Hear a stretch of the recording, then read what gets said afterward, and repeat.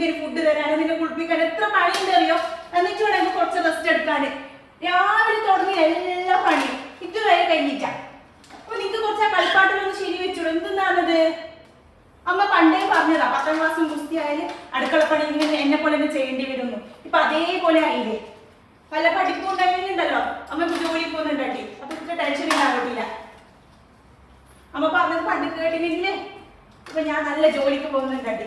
ഇപ്പൊ രാവിലെ തുടങ്ങിയ പണി തീർന്നിച്ച. ഇനി കുറച്ച് സമയം റെസ്റ്റ് എടുക്കണമെങ്കിൽ നിങ്ങൾക്ക് ഫുഡ് തന്നിട്ടാണോ? ഇപ്പൊ എന്നെ വെച്ച് പഠിച്ചവരെല്ലാം ഉണ്ടല്ലോ, ജോലിക്ക് പോകുന്നുണ്ട്. അവർക്ക് എന്ത് സുഖം ലൈഫ്. രാവിലെ എനിക്ക് ജോലിക്ക് പോവാ. അല്ല എന്റെ കുഞ്ഞെ, നീ എന്താ ആക്കുന്നത്? നമുക്ക് രാവിലെ ഫുഡ് എല്ലാം ആക്കിയിട്ട് അയച്ചൊക്കെ വേണ്ടി ഫുഡ് എല്ലാം ആക്കി റെഡി ആക്കിട്ടേ ഇനി ഈ തോട്ടത്തിൽ കൂടി കഴിഞ്ഞൊക്കെ ഉണ്ടല്ലോ, നമുക്ക് ഓഫീസിൽ പോകാനുണ്ടതാ. ഓഫീസിൽ പോയിട്ട് 108 പണിയുണ്ട്. അടുത്ത വർക്ക് എല്ലാം ചെയ്തിട്ട് വൈകുന്നേരം വരുമ്പോൾ വീട്ടിൽ പിന്നെയും പണിയുണ്ട്. എന്താ വിചാരിച്ചിട്ട് നിങ്ങളെല്ലാം സുഖമാന്നാ? വീട്ടിൽ പണിയും ആവണം, ഓഫീസിൽ പോയി അടുത്ത വർക്കും ആവണം. പല 10ാം ക്ലാസ്സും ഗുസ്തി ആയിരുന്നെങ്കിൽ ഇപ്പൊ വീട്ടിൽ റെസ്റ്റ് ചെയ്യായിരുന്നു. ഇതിപ്പോ പഠിച്ചിട്ട് ജോലിയും കിട്ടി, ഇനിയിപ്പോ ജോലി ഇല്ലാതിരിക്കാൻ പറ്റുന്നില്ല, വീട്ടുപണിയും ഇല്ലാതിരിക്കാൻ ചെയ്യാൻ പറ്റുന്നില്ല. അങ്ങനത്തെ സിറ്റുവേഷൻ ആയല്ലോ.